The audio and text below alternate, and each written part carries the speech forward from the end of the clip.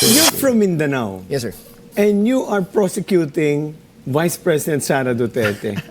That is a tall order for someone from Mindanao. Yeah, it's a very difficult position to be in.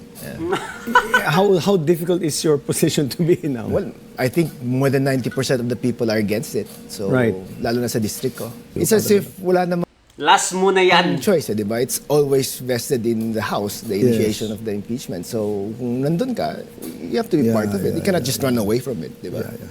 Sorry, I butted in. Ano yung tanong But kanina? when you were presented with the issue of Vice President Sara Duterte, did it at the very least cause you some consternation that I'm going against a future president of the Republic? Did it factor into your thinking? About going against a future president? Or going against somebody from Mindanao. Mindanao Well, yeah. who is very, very popular and most likely may become the next president of the country? Well, ang mas concern ko po is because of yung siguro opposition ng tao sa district ko. Kasi they're really against the impeachment. But it's just that I don't know how to explain to them. I have to do this. It's not like I want to. It's not like I volunteered to do it. But it's part of my duty as a member, as a vice chairperson of the Committee on Justice. Agad daw? But it's just that I don't know how to explain to them. I don't know how to explain to them. Mga kadunat, explain mo na lang na nakatanggap ka ng maleta para maintindihan naman ng constituents mo. I'm not sure mga kadunatics kung saang parte sa Mindanao yung distrito niya mga kadunatics. But yeah, it only means mga kadunatics, you are not representing your district, your constituents, but yourself, mga kadunatics. Di ba? Tama. Bakit? Andyan ka para i-representa yung distrito mo. Eh ngayon, against yung distrito mo sa pinagagawa mo, and then mga kadunatics, it only means you are politically motivated. Klarong-klaro na talaga mga kadunatics. Gusto talaga niya, magkano kaya, Kong, magkano ang natanggap mo, Kong? Magkano? Last mo na yan. Talagang last mo na yan. Nako, kawawang nilalang. I have to do this. It's this. not like I want to. It's not like I volunteered to do it. But it's part of my duty as a member, as a vice chairperson of the Committee on Justice. You're from Kakahiya ka, Kong. Nako, di ba? Ganyan mga kadunatics. Ganyan yung mga tao na nababayaran. Hindi na nakikinig sa kanilang mga constituent, mga kadunatics. Nakakahiya. Representative nga ang tawag sa inyo kasi you're representing a district. What the heck? Well, kawawang nila lang. Kawawang nila lang. Eto mga kadunatics, Bonjing Rimulya. Ay, grabe. Sobrang backlash yung natatanggap niya ngayon mga kadunatics sa birthday niya. Eh, can you imagine Nagbe-birthday ka lang, pero yung natatanggap mo, puro hatred. Grabe. Eh, ang nag-post nito, kamag-anak niya mga kadunatics, kamag-anak niya si Abe Rimulya, ang nag-post nito. Tapos alam nyo ba, sa lahat ng post na nag-greet kay Bonjing Rimulya, i-check nyo mga kadunatics yung laugh na emoji doon. Ay, sobra kadami. Ito, check lang natin ng mabilisan. Para malaman nyo talaga mga kadunatics kung gaano kawalang silbi itong si Bonjing Rimulya. Kita nyo ba yan mga kadunatics? Kita nyo ba yan? 76,000 ang nagaha. 76,000. Ganyan na kawalang pulos, kawalang silbi itong si Bonjing Rimulya. 3K lang ang likes, ang nag-heart 1,000. Look at that! Dito pa lang malalaman ng mga kadunatics na kung gaano kawalang silbi itong si Rimulya sa pagiging ombudsman. Mga kadunatics, against na sa kanya. At eto pa ang matindi. Eto pa mga kadunatics Ang comment section ay grabe yung pinagsasabi nila. Eto, basahin natin mabilisan mga kadunatics. Wish ko, si More daw, last birthday mo na yan. Una sana yan, the king of bending the law. Can you imagine mga kadunatics? We came to the point na we are wishing someone's mga kadunatics to vanish. Ganyan kalala ang ginawa ni Bonjing Rimulya. Happy birthday, paring Bonjing, Boying, sa 2028 na lang gift mo. Ano? Okay, ano pa? Happy birthday, Boying Mormaletas Este Bendelo. Ay, sorry, birthdays to come pala. Happy birthday. Last mo na yan, ha? Ang birthday wish ko, magka-same birth month pala tayo. Happy birthday po. Wish you have a long life and cash assistance para sa mga nag-graduate at moving up. Students natin sa Cavite joke. Boss, wala pang 1,000 sa'yo sa comment pero lagpas 6K ng hahaha. So, di ba mga kadonatics? Paano yan? Happy birthday po. Kape at biscuit lang po. Okay na kami. Ay, nako. May mga nagsasabi pa ang same kay Cara David yung wish ko para sa'yo, Bonjing. Yan yung mga sinasabi nila eh. Ito yan sinasabi mga kadonatics na walang tiwala na ang taong bayan sa isang ombudsman. Can you imagine that? Being ombudsman mga kadonatics, napakataas ng posisyon mo. Tapos ganyan yung reaction ng tao sa'yo. Wala nang tiwala ang lahat. Like majority of the Filipinos, mga kadonatics, ay walang tiwala sa isang ombudsman. Nakakahiya ka. Bunjing, nakakahiya ka. Sobrang nakakahiya. Ha? That the point na naisin na lang nilang mawawala ka sa mundo is continue on serving mga kadonatics. Can you imagine that? I-dissolve mo, buwagin mo ang Kongreso pagkat bilyon-bilyon ang ginagastos natin dyan. Wala namang nagiging inutil naman yan. Puro politika. Kung akong masusunod, tanggal na yan. Excise tax, tanggal na yan. Kung ano-ano pang tax na yan. Pati bat na yan. Wala, tanggalin na lahat yan. Alam nyo, pag tinanggal mo, sabi nila, naku, di mababawas ang income natin. No, simple lang yan. I-dissolve mo, buwagin mo ang Kongreso pagkat bilyon-bilyon ang ginagastos natin dyan. Wala namang nagiging inutil naman yan. Puro politika. Tama! Sila, they are fixated in removing the Vice President, destroying the Dutertes. Wala. Kaya useless talaga yung Kongreso. Merong investigasyon, pero hindi naman pinapatawag yung mga dapat tawagin. Yung dapat na kasuhan, hindi rin. Useless eh. It's a useless entity for now. Kaya buwagin mo na yan, Presidente Marcos Jr. Kung ako ikaw, ha? Ito, seryosong usapan to, Mr. President. Ha? Yeah. Yung anak mo, na nung kami nag-uusap pa, tingin ko sa kanya napakabait. Pero dahil nga naging protege ni Martin, wala, nahawa na rin. Kung ako ikaw, Diba? pakukulong ko si Martin, pakukulong ko lahat na binanggit dyan sa investigasyon. Pati anak kong si Sandro, kung ako ikaw pakukulong ko rin yan. Para maniwala ang tao. Diba? Pag yung Kongreso, dinisolve mo na yan, marami ka ng pera kasi yung bilyon-bilyon masisave. May magagawa ka na. Tama. Alam nyo, extraordinary situation requires extraordinary measures na ginatawag. Tama. Kung kinakailangan suspindihin mo kung sino ang sususpindihin mong sistema, gawin mo na. Kung hindi, ikaw ang sususpindihin. Iginiit ni Attorney Salvador Panelo na dapat nang buwagin ng Kongreso ayon sa kanya dahil sa laki ng gastos ng pamahalaan, ngunit kulang umano sa makabuluhang output at mas nakatuon sa politika. Anya, sa kasalukuyang sitwasyon, tila wala na itong silbi, kaya mas mainam umanong aksyonan na ito ni Pangulong Marcos Jr. Ay, nako, nakakatuwa mga kanalis. I mean, nakaka-disappoint pala. Nakakatuwa kasi, wala eh. Sabi nga nila, tawanan mo na lang yung problema. Kaya tinatawanan na lang natin mga kanalis ang mga nangyayari ngayon. Kasi kung mamumblema tayo, ang mangyayari niyan is wala pa rin.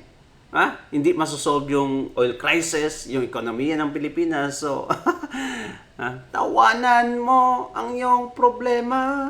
Yan na lang mga kadonatics. Kahit galit na tayo sa mga nangyayari ngayon. Tama. Buwagin yung Kongreso, yung Kamara mga kadonatics. Yan talaga ang dapat gawin ngayon. Buwagin na. Kasi wala naman yung silbi talaga. Ang laki. Kasi bawat isa sa kanila, 300,000 mga kadonatics ang sahod. What? Tapos, minus nakaw pa yan ha? Minus nakaw pa yan na bilyones din? Ganyan mga kadonatics ang pinapasahuran mo. Tapos, ang ginagawa nila is to destroy the nation instead na tulungan yung bansa. Di ba? Ganyan katindi. Ganyan katindi. Eto, mga kadonatics, panoorin natin si Atty. Torion. Anong standard na in-apply nyo yung pag-dismiss doon sa kaso against kay Presidente Marcos? Dapat ganun din yung standard na ginamit ninyo kay VP Sara Duterte. Kaya nag-file Tama. tayo. Attorney, para sa kaalaman lang ng ating mga kababayan in layman's term, ano po yung idinulog ninyo sa Korte Suprema na may kaugnayan dito po sa impeachment versus VP Sara? Well, sa ating mga kababayan, magandang gabi po sa kanilang lahat. Idinulog po natin yun sa Korte Suprema, 188 pages po yun na petisyon. Kasi nga po sa tingin natin ay may grave abuse of discretion amounting to lack or excess of jurisdiction po ang ginawa yung House of Committee on Justice. Alam niyo po, under the 1987 Constitution, Article 8, Section 1, ang Korte Suprema po ay binigyan ng kapangyarihan ng ating saligang batas, ng ating 1987 Constitution, to look into the actions of other branches of government, including the House of Representatives and even the Committee on Justice, if they are performing within the allocated powers that they have under the 1987 Constitution. Now, kung sumobra na sila, katulad sa ginawa nito, pwede tayong dumulog. No? Any citizen, maski sino po, ay pwede pong dumulog, any taxpayer or citizen, doon sa Korte Suprema, kaya para questionin ito, para hindi po maging abuso, walang grave abuse of discretion. Ito yung ginawa natin. Bakit natin ginawa ito? Una, dapat nga po, yung threshold level pa lang ng trabaho ng Committee on Justice, at the very least, yung third and fourth impeachment complaint, dapat dinispis na po yun. Ano po yun? Kasi wala pong sufficiency in form and sufficiency in substance. Ipaliwanag ko lang sandali ha. Yung third complaint, dapat dismissible outright yun. Kasi nga po, sa rason lang na yung nag-endorse noon ay si Congresswoman De Lima. Siya din yung nag-endorse doon sa second complaint. Ang sabi pa nga niya, yung third complaint ay improved version daw. Ang mali po nito, ang endorsement kasi isa sa cross-sanct sacred process. Ito po yung constitutional filter po. Ano yung constitutional filter? Dito po sana sinasala ng ating mga congressman kung ang kanilang complaint na pipipermahan ay naaayon ba doon sa mga allegations na mag-equivalent to the crimes of grave violation of Constitution, graft and corruption, bribery, other high crimes, no, na mga constitutional impeachable offenses. So pag-certify nila, pag-endorse nila, it is as if they already filtered it and they believe to their heart and mind, certify that they are actually, the complaint is already fit to be filed in the House of Representatives because it has ultimate facts charging the impeachable crime. Hindi naman po pwede na endorse siya sa second complaint. At the same time, I am also endorsing the third complaint. Violation po yan. Akin yan to a violation on non-forum shopping. Oo. Hindi po pwede na i-certify mo itong isa and at the same time certify din itong isa. Hindi na constitutional filter yan. Conveyor belt na yan na maski you will use the endorsement process as an avenue, as a chance for you to, politically harass a political opponent, which is actually done here. Yung fourth complaint naman, reiteration lang ng mga complaint doon sa previous na complaint na dismiss na at saka maski sa first, second, and third. Meron lang dinagdag yung affidavit ata ni Madriaga. Pero ang mali kasi doon, sa tingin natin ay ito, no? Yung mga allegations doon ay walang ultimate facts na nagsasaad under Rule 3, Section 5 ng rules ng House of Representatives on impeachment na may mga allegations sufficient na mag-charge ng mga impeachable offenses such as grave violation of Constitution, graft and corruption, bribery. Kasi yun ang dapat na batayan Bakit yun ang dapat na batayan? Doon kasi sa impeachment complaint ni Presidente Marcos, sabi nila, dinismiss nila kasi wala daw ultimate facts, wala daw sapat na ebidensya, wala daw sufficient nexus, wala daw sufficient linkage yung mga krimen na nakasaad doon with respect to Presidente Marcos. Oh, ganun pala eh. Wala palang ultimate facts eh. Eh bakit pag sa kay Marcos, dinismiss nila kaagad dito kay Vice President Sara Duterte? Hindi nila dinismiss. Nag-issue pa sila ng mga sabina para mangalap ng mga ebidensya para palakasin yung complaint. Ginawa ba nila yon kay Marcos? Hindi. Eh bakit nila gagawin nito ngayon kay Vice President Sara Duterte? Hindi ba violation ito ng Equal Protection Clause of the 1987 Constitution? Yung rules, yung contours, limits ng power ng House of Representatives, mag-apply yun maski sino ang respondent. Hindi po pwede na stricto ka masyado doon kay Marcos at saka ilax mo yung mga requirements mo dito kay Vice President Sara Duterte. Violation yun ng Equal Protection Clause of the 1987 Constitution. Kaya nga, i-file talaga namin. Eh, maski nga hindi kami nagkonsulta doon kay Vice President Sara Duterte, pwede ba namin gawain yun? Pwede nating gawain yun kasi we are citizens of the Republic. Yung nakasaad under Article 11, Section 3 is one of the ways by which a citizen can directly seek the succor of the Supreme Court, the help of the Supreme Court in actually questioning grave abuses of discretion amounting to lack or excess of jurisdiction of the acts of the other branches of the government. At saka, ito po yung pinaka-correct na example. Di kami, minamahal namin masyado si Vice President Sara Duterte. Binoto namin yun. Binoto natin yun. More than 32 million voters ang nagboto sa kanya. Itong mga congressman, ilan lang ang boto, iba pa dyan. Hindi nga binoto ng diretso, party list pa.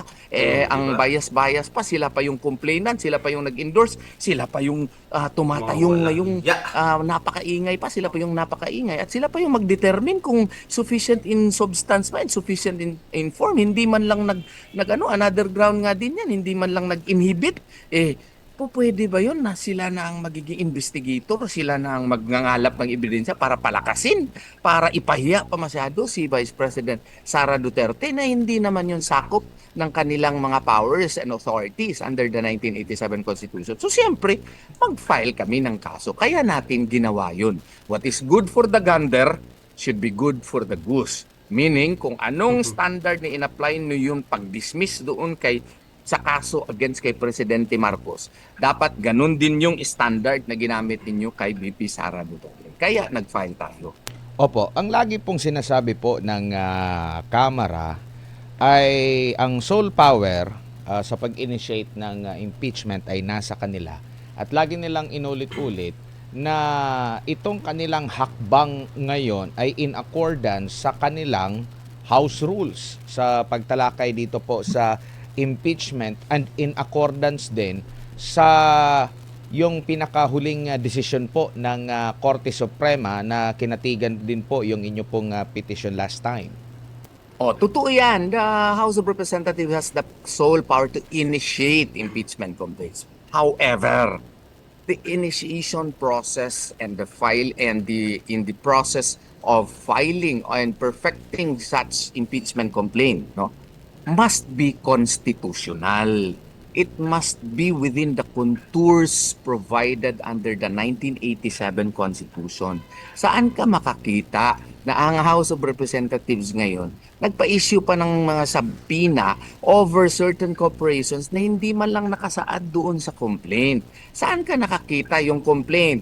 Hindi naman nakasaad kung anong SALN, anong specific SALN ang nag-exceed o tumaas masyado yung kita ni allegedly ni Vice President Sara Duterte.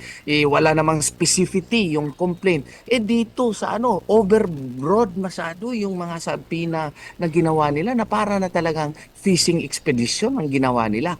Sobra na yun. Kaya kailangan na dumulog tayo sa Korte Suprema para maklaro at masabihan sila, hindi po pwede yung ginagawa ninyo. grave abuse of discretion yan. Violation yan sa due process. Tama. Kailangan Diba? fair. Kung ano yung in-apply doon kay Marcos, dapat yan din ang i-apply ninyo dito kay Vice Presidente Sara Duterte. You imagine yung mga kadonatics na ang dali-dali nilang ginawa, dinismiss yung impeachment case ni Marcos. Sobrang dali mga kadonatics. Grabe. Meron sila, alam ko anong sinasabi niya. Una, yung Rule 3 Section 5 na ang gagamitin ko against them. Kasi yung Rule 3 Section 5 kasi in the determination of requirement of substance, it is actually met if there is a recital of facts constituting the offense charged and determinative of the jurisdiction of the committee. Meaning, dapat sa kanila, i-determine nila yung complaint kung ang mga allegations ba doon ay equivalent to grave violation of the Constitution, bribery, graft and corruption. Wala ngang klaro eh. Ang impeachment supposedly is personal. Hindi yan institutional. Ang mga allegations doon, pagka DepEd Secretary pa niya. Oo. Tapos, may mga allegations, nagbibigay ng mga envelope, hindi nga nakasaad kung sinong binigyan. Si Vice President pa mismo ang nambigay, hindi nakasaad doon. Hindi naman po pwede na yung mga kamalian, kung meron man doon sa mga sa mga staff, ipahid mo diretso doon sa Vice Presidente at the time when she was still a DepEd Secretary. Okay? Office-specific po yung crimes na iyon. Kaya nga, walang ultimate facts. Tapos sasabihin nila, yung nag-issue kami ng sabina, pursuant naman yun sa aming rule-making power. Nasa rules namin yan. Totoo yan. We concede to that. Pero, yung ginagawa kasi nila, yung clarificatory power nila to conduct clarificatory questionings, pareho yan sa piskalya. You can clarify, you can issue, or you can actually ask clarificatory questions on matters raised in the complaint. Pero kung hindi yun nakasaad sa complaint, hindi ka pwede magsapina maski mga korporasyon na hindi nakasaad doon sa complaint, isali mo na.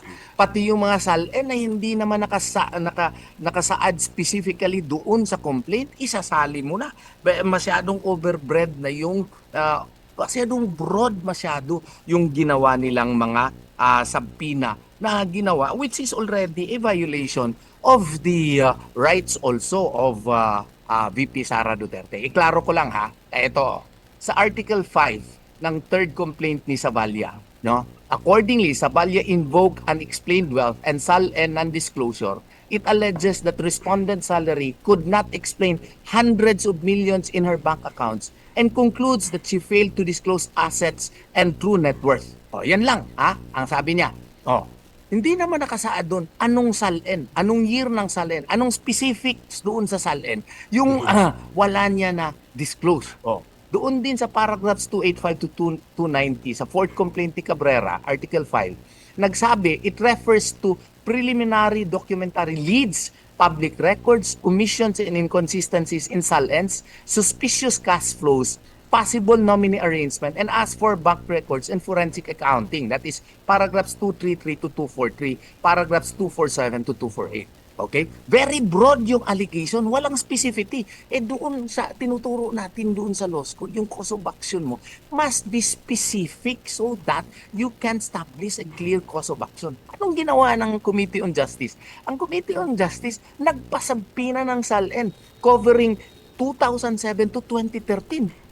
Ilang taon yan? Ang daming taon yan. 6 years. 2016 to 2022. And 2022 to 2025. Nakahint ba yan sa complaint? Wala. Sila na lang ang nagdiretso na mula 2007 to 2013, 2016 to 2022, 2022 to 2025. Nagpasampina din sila sa BIR, sa ITRs ni VP Sara and Manasseh Carpio. Nagpasampina sa SEC General Information Sheets, audited financial statements and corporate documents of multiple companies na hindi man lang nakasaad doon sa complaint. Anong klase ito? Fishing expedition na ito. Why? This is a fishing expedition kasi napaka-overbroad ng kanilang sabina na hindi man lang na-hint doon sa complaint. Very unfair. Ginawa ba nila yan kay Marcos? Hindi nila ginawa yan kay Marcos, kay BP Sara lang, no? The complaints do not even identify the exact sal and year, exact omitted entry, the exact hidden asset. Walang nakasaad doon sa kanilang complaint kung anong sal and year yung may depekto, kung anong omitted entry doon, kung anong hidden asset doon. Wala yan sa complaint. Anong exact account, anong exact amount, exact false declaration with sufficient specificity. Pero yung sabi ng inisyo ay ang lawak ng periods, no? Lawak ng periods including 2007 onwards and extends to multiple corporations which are not even stated in the complaint. So the file records and objections that there was no nexus in the evidence, no, in the ultimate facts of the impeachment complaint stands, and that the corporations were not mentioned or included in the complaint, no? So this therefore proves our assertion that the committee was not proving a specifically pleaded discrepancy. It was actually broadly searching for one. It was actually conducting a fishing expedition, which is a violation of the rights of VP Sara Duterte. Kaya natin final talaga yon. Nasobrahan masyado. Huwag nila tayong sisihin sa mga kalokohang ginagawa nila. Hindi nila ginawa yun kay Marcos. Bakit nila gagawin ito kay VP Sara Duterte? No? So what is good for the gander should be good for the goose. So ang makakorek lamang nito ang Korte Suprema. Opo, attorney, ito bang pagsubpina pwedeng gawin diyan mismo sa Senado? Yung pagpapasubmina ng kasi sinabi niyo nga hindi pwede sa Kamara, pero sa Senado pwede rin po ba? Halimbawa kung umusad po yung impeachment. You know, the Senate is the only body under the 1987 Constitution which can conduct trial. Yan nga din ang isang rason namin. Kung gugustuhin ng mga senador noon, I would submit that it may be able to do that in the Senate, but not here in the House of Representatives. They may be able to clarify certain matters which are stated specifically in the complaint. Hindi yung sila na ang nagbibigay ng grabing kalawak ng mga sabina na hindi na nakasaad doon sa complaint. In-extend nila masyado na para bang ang aim nito ay ipahiya at i-destroy si VP Sara. Nagkandak-kandak na sila ng kanilang mini trial na wala naman sa kanilang kapangyarihan. Kaya nga bawal yun. Opo. So, sa nakikita nyo po, kung nag-declare na sila na sufficient in form, substance, at grounds, kumbaga wala nang reason para magkaroon pa ng tinatawag nilang mini trial. Decision na hanggang sa plenaryo. Ipasa na sa Mag-render na Senado. sila ng report. Mag-render na sila ng report at ipasa na nila sa what you call this, body, sa plenary. Plenaryo. Yun ang nakasaad sa batas sa ating 1987 Constitution ang ginawa nila, nag-mini trial pa sila. Na alam naman nila na the only body which can conduct such trial is the Senate. Kasalanan nila, ginawa nila ito. Nagkaroon na tuloy ako ng legal ground to file a petition for certiorari. Huwag nila akong sisihin. Sisihin nila sarili nila. Bakit nila ginawa yun? Yung standard na ginamit nila kay Marcos, napaka-stricto, dinismiss nila kaagad. Dito kay BP Sara, may mga sampina pa sila ng maski ano-ano. Di naman nila ginawa yun kay Marcos. So, dahil sa kanilang ginagawa, nagkaroon ako ng rason ngayon na mag-file sa certiorari at hindi nila ako sisisihin. Sisisihin nila yung kanilang ginawa na nagbibigay ng ebidensya that they really committed grave abuse of discretion amounting to lack or excess of jurisdiction. Opo, and sa pagkakaalam ko, yung unang decision din ng Korte Suprema sa petition ninyo, sa petition ni Vice President Sara, nakasaad din doon na talagang bigyan ng pagkakataon, no, yung due process talaga. And sa tingin nyo, doon sa proseso na ginawa ng Kamara, yung pag-declare nila, sufficient form, substance, pati yung paghingi pa ng side ng Vice Presidente, na tumugon naman ang Vice Presidente, though hindi niya sinasabi, kumbaga hindi niya kinikilala yung naging kasi maraming question din. So enough na yun para resolbahin na okay, naganap na namin yung sinasabi na karapatan namin yung soul power na gawin ito, so magbobotohan na kami. So kumbaga na-meet na lahat ng mga kailangang requirements, kumbaga, attorney. Oo, na-meet na. Marami pa nga nag-answer eh. Yung answer daw ni VP Sara is a non-answer. Oo, kasi hindi daw minit yung substance ng mga complaint. O gano'n naman pala eh. Di mag-render na kayo ng report. Bakit pa kayo mag-hearing dyan, mini trial dyan na wala naman yan sa inyong, powers and authority. Publicity, yan na lang talaga mga kadonatics. Kasi without that mga kadonatics, hindi sila pwedeng makapagpasikat. Ay, nako. Seeking for attention tong mga kumag na to. Magpa-issue pa kayo ng overbroad na mga sabina na wala naman yan nakasaad doon sa complaint mismo. Oo. So, kaya nga, kung non-answer pala yun, di i-resolve pa ninyo. Mag-render kayo ng report, magbutuhan kayo, di i-submit nyo yung report nyo doon sa plenary para sa Senate. Ang ginagawa kasi nila, mag-mini trial sila. Papadala yung mga sabina, para magkaroon na sila ng opportunity to destroy VP Sara Duterte. Pero ang problema kasi niyan, hindi yun sakop ng kanilang powers and authority sa 1987 Constitution. Anong gagawin namin? Questionin namin sa Korte Suprema para mawasto ang mali. Pati rin yung pagpapatawag sa sinasabi nilang witness laban sa pangalawang pangulo, nandoon yan sa sa mismong korte na impeachment court na mismo, which is ang Senado po. Opo, doon na yan sa Senado. Ang kanilang trabaho, gawain na lang nila yung trabaho nila. Mag-render sila ng ng report, and then pagbutuhan nila, and then ipasa nila doon sa plenary.